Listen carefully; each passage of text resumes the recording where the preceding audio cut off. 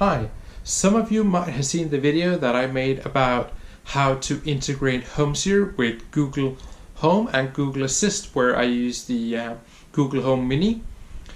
Now I want to tell you guys what I feel about the product. So now it's going to be a review of this product and what my experience is with that product.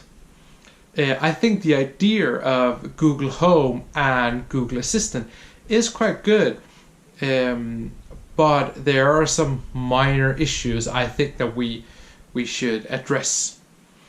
One of the issues was when I unboxed the product, tried to configure it, I immediately wanted to integrate it with my HomeSeer setup, because that's where I have all my lighting. It's where I can control my entire home. So naturally I want all those devices into Google Assist so I could use that with Google Home. But I actually had some trouble connecting to HomeSeer. You saw in my previous video how you could connect that, and when I pressed HomeSeer and entered my credentials there, it told me accounts are linked. But nothing else happened. No device showed up, nothing. So after several attempts of that, I called or chatted with support by Google. I came in the contact with a very nice and actually quite helpful guy. We were chatting for 3 hours and ended up making a phone call where we tried different things for the Google Home to be able to speak with HomeSeer, but nothing helped. So he told me that he had to escalate that to second level support. I thought, quite good, I'll get the help that's needed. My problem then was when he escalated the problem.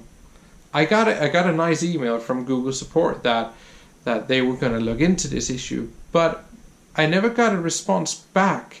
The only response I got was when I wrote to them, asked, okay, what's the state of this case?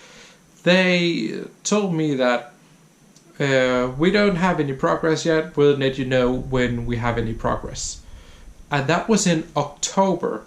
Now we have January, and I've still nothing heard. But suddenly a day I thought, okay, I'll just try to link up my HomeSeer account again just to see if it worked, and suddenly it worked. Then I thought, oh yeah, okay, maybe I can get my weather station Netimo in there as well, and that have not seemed to work. So I don't know how this integration with third-party applications actually work, if that's so that's not so good in the Google Assistant so far. But I have to say, when the accounts are linked up and I trigger to turn on some lights, stop the vacuum cleaner, as you saw in the previous video, that actually works quite well. The good thing about Google Home is that you can have multiple languages. I think that's very good actually. So for example, if I'm making these videos, I can speak to Google Home in Google Assist in English. Home, my family can speak to it in Danish, and and that works pretty well actually. So I'm very satisfied with the product when all the lights and different stuff are linked up to the Google Home. So that's very good. I like the shape, I like the design of it. I think it looks good. If I compare it with, for example, Amazon Alexa, I think that when that product came out, it looked quite good, but it's sort of what you have expected, I think. But if you take the Google Home, I think the Google Home Mini is quite good. It had the fabric on the top, and 3 lights that indicate volume and when it's triggered to listen on voice commands, and I think the design is very good. You don't have to hide it away.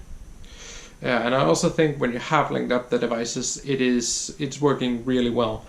But I must say, I think they have something to work with on the integration to other third-party applications such as Homesy, Netamo, IKEA's Trådfri, or whatever.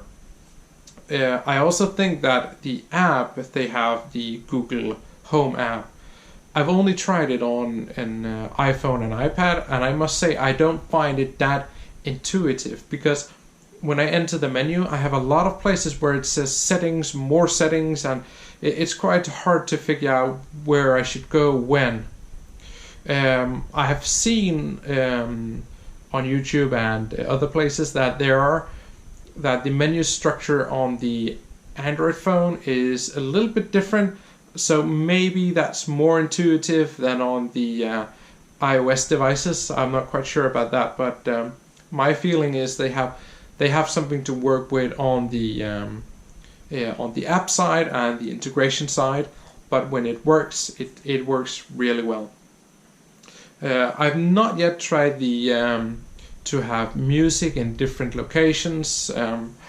I've only tried a couple of times on triggering movies, YouTube movies, or Viaplay movies to a Chromecast. The couple of times I tried it seemed to work pretty well, but I have to do some more testing about that before I really can make a conclusion for that. But overall, it's a really nice product. I think in the future, when they sort of figure out these minor details that is here at the moment, I think this can be a really great product.